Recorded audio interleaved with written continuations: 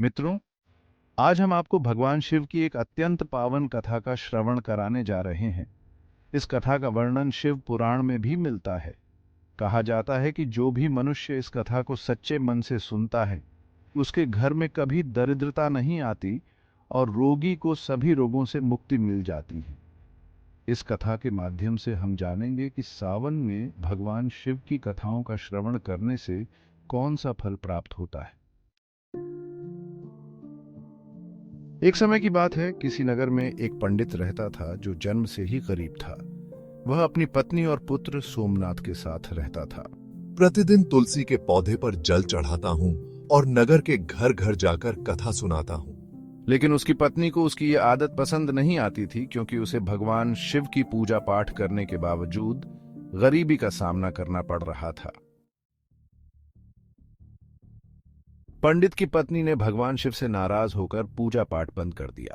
अब भगवान शिव की पूजा नहीं करूंगी, इससे हमें कोई लाभ नहीं हो रहा। बावजूद इसके पंडित अपनी पूजा नहीं छोड़ता था और अपने परिजनों की गरीबी को दूर करने के लिए निरंतर प्रयास करता रहा। पंडित का पुत्र सोमनाथ शिक्षा प्राप्त करने के बाद घर लौट आया। माता पिता की सेवा करूंगा और पिता की तरह नगर में भगवान शिव की कथा सुनाऊंगा। कथा सुनाने से मिली दक्षिणा से परिवार का पालन पोषण होने लगा। एक दिन सोमनाथ ने राजा के प्रसिद्ध मंदिर में भगवान शिव की कथा सुनाई। सोमनाथ, तुम मेरी पुत्री को कथा सुनाने के लिए आओगे। मैं तुम्हें ढेर सारा धन दक्षिणा में देने का प्रस्ताव देता हूँ। सोमनाथ ने राजा की बात स्वीकार कर ली। पंडित की पत्नी को अपने पुत्र के भविष्य की चिंता होने लगी।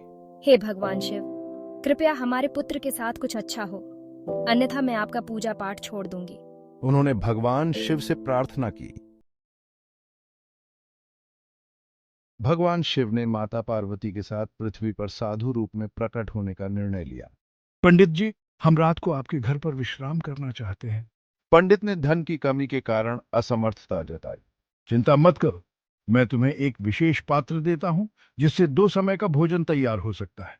भगवान शिव ने पंडित को वह विशेष पात्र दिया। विवाह के दिन सोमनाथ को राजा की शर्तों को पूरा करने के लिए किसी भी मदद की उम्मीद नहीं थी। मुझे नहीं पता था कि मैं इन शर्तों को कैसे पूरा करूंगा। भगवान शिव ने उसकी सहायता के लिए देवताओं, भूतों और गंधर्वों को बारात में शामिल कर लिया। जब सोमनाथ की बारात राजा के दरवाजे पर पहुंची तो राजा को आश्चर्य हुआ कि सभी बारात घर और तंबू भरे हुए थे। ये कैसे संभव हो सकता है? इतनी बड़ी बारात का इंतजाम कैसे हुआ? राजा ने सोमनाथ की बारात की सफलता को देखकर अपने मन में सोचा कि कहीं यह सब भगवान शिव की कृपा से तो नहीं हुआ।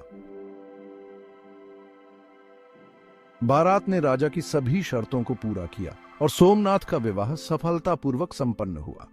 मुझे यकीन हो गया है कि ये सब भगवान शिव की कृपा के बिना संभव नहीं था। भगवान शिव की कृपा से ही यह सब संभव हो पाया है। राजा को यह देखने के बाद विश्वास हो गया कि भगवान शिव की कृपा के बिना यह संभव नहीं था।